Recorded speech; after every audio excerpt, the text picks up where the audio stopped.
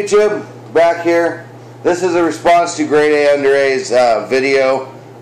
Tips are stupid, or why do we tip type of thing. Is tips on monetary tipping in restaurants and pizza people and so on and so forth. And I agree to a point, and I'll get to why I disagree, or why I agree, but first I'm going to tell you why I disagree. I disagree, Mr. GradeAUnderA, for tips are a bad thing, because of the fact that if you look at cost of living, like example where I'm living, the cost for a 2-bedroom apartment, which is a pretty common apartment to own or to rent here in this Portland metropolitan area, you're going to pay a minimum of $700 to $900 a month for just your 2-bedroom apartment. Minimum wage is, let's say, roughly around $10 an hour right now in Portland. So if you worked a 40-hour week, 4 weeks of the month, you'd have 180 hours, roughly. Well, 160 hours at $10 an hour. That's $1,600. Okay. Now, let's say your rent for your 2-bedroom apartment is $800. Okay, that's half of your money gone immediately just for rent. Food is going to cost you around $200 a month, roughly. Not exactly, roughly.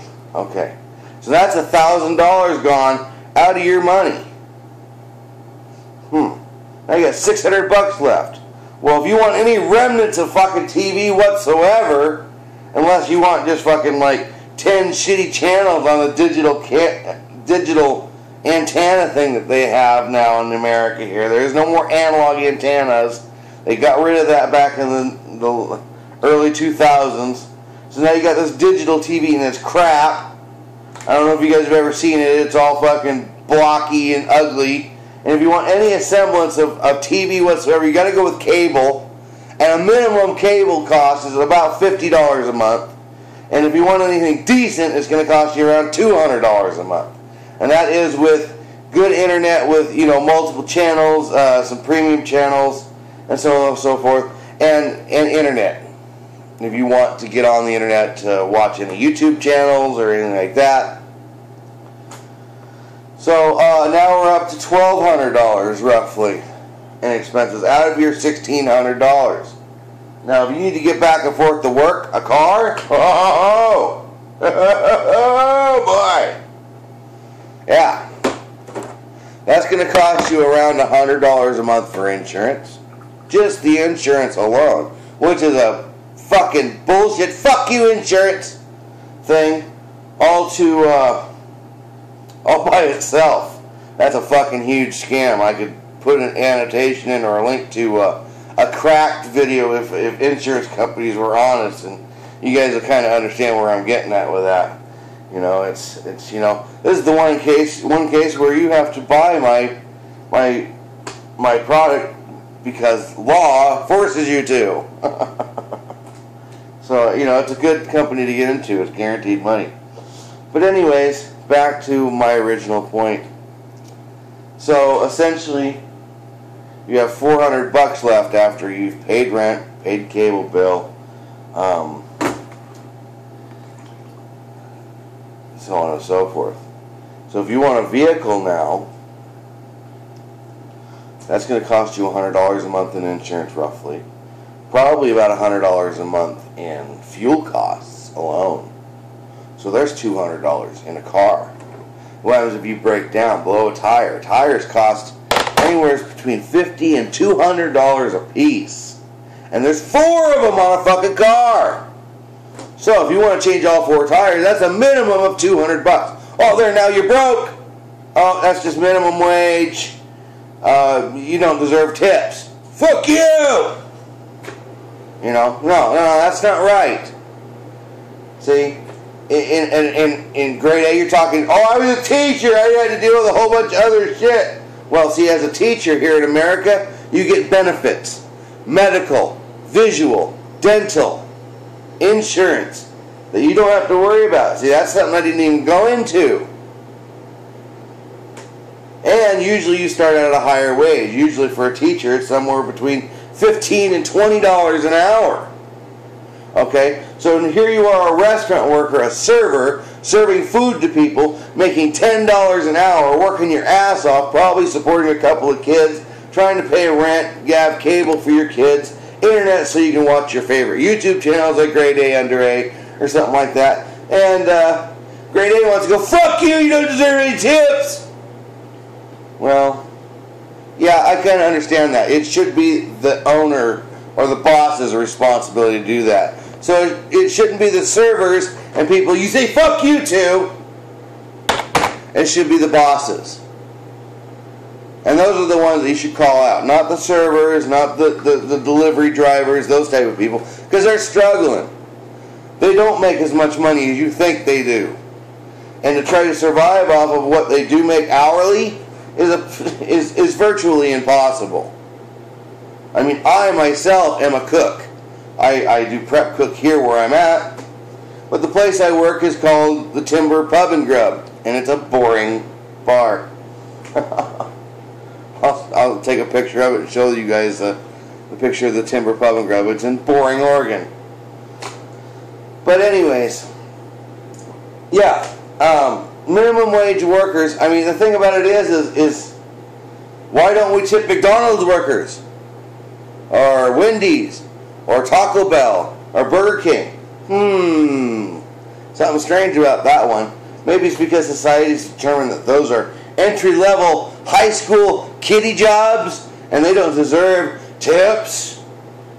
Well, okay, fine. Then why is it that we tip the people that are actual servers and stuff? Is it because you're afraid they're spitting your food? You know, I am a cook. I've never, ever, ever done that because I haven't got a tip. It's bullshit. I don't think anybody would ever really do that. I mean, I'm not saying it hasn't happened. It has happened. It's been caught on video. All kinds of crazy shit. And not saying that it can't happen. But tips are almost a necessary thing at times for people. Because you can't survive here in America on a minimum wage, because what if you break your arm? What if you break your leg? And what if your car breaks down? I mean, minimum wage barely gets you by just to survive. Just barely. So, I mean, you can't say fuck you. What you need to do is get on the employees or employers' asses and say, hey, no, you need to pay these guys more. Now, I have a good solution. Everybody's saying, oh, minimum wage needs to be raised. Now, I don't necessarily agree with that. I think the minimum wage getting raised is going to actually hurt us in the long run, because companies aren't going to want to pay more money to their employees. That's always an understanding, especially when they're not making any more money. And if they're making more money, then they're more inclined to give raises to their employees. What I think we should do as a standard of pay is we should base our pay on a percentage of the total income of the day, or whatever, however you want to look at it. You look at your totals, and somebody gets 1.5%, 2%, something like that, of the total sales. So that ensures the busier you get, the more money they make. And the more money in turn you make as a business owner. I mean, it's such a great model, because if you don't do any business, then your employees don't make any money, really. You know, I mean, it encourages so many different things. It encourages hard work. It encourages good quality stuff coming out. Because if customers don't get good quality, they aren't going to be coming back, which is a return investment for the employees and the employer. So paying on a percentage. I mean, we would have to mathematically go and figure it out what that percentage would be for each individual, and raises would be in percentage raises. Like you get 0.02 or 0.05% more of the profit as your raise. So in turn, the harder you work, the more money you're going to make, because the harder you work, the more people are going to want to come into your stuff, because the more product you have, the easier you can supply it to them, so on and so forth. But yeah, percentage, I think, would be the best way to do, I mean, piecework's kind of that way. I'm going to pay you so much to do this job, and the faster you do it, the more you get paid.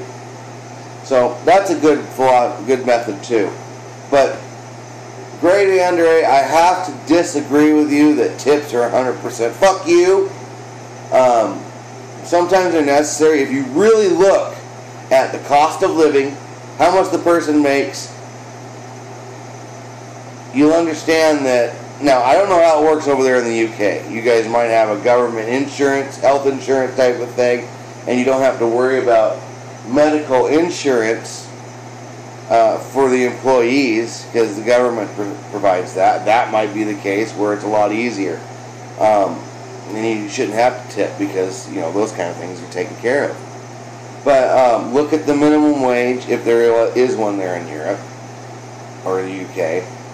Look at the cost of living in the area, and kind of just figure out in your own head mathematically what their electricity is going to cost, what their cable is going to cost, what their internet is going to cost, rent.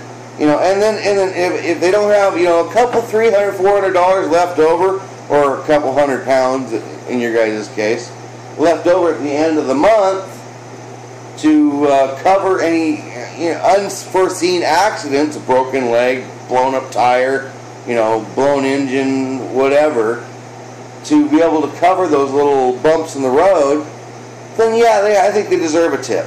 I'm sorry, but you can't expect people to live on a thread or paycheck to paycheck. Come on, we have to take care of people. I mean, especially here in America. We're in the richest country in America, or the richest country in the world, supposedly, but yet we have some of the highest poverty there is. I mean, come on, people. We Americans are better than that. I know we are. So, anyways, like, share, subscribe, comment. Let me know what you guys think. Send it off to GradeAUnderA if you want. I don't care. Anyways, I will see you next time, guys, and you guys have a wonderful day.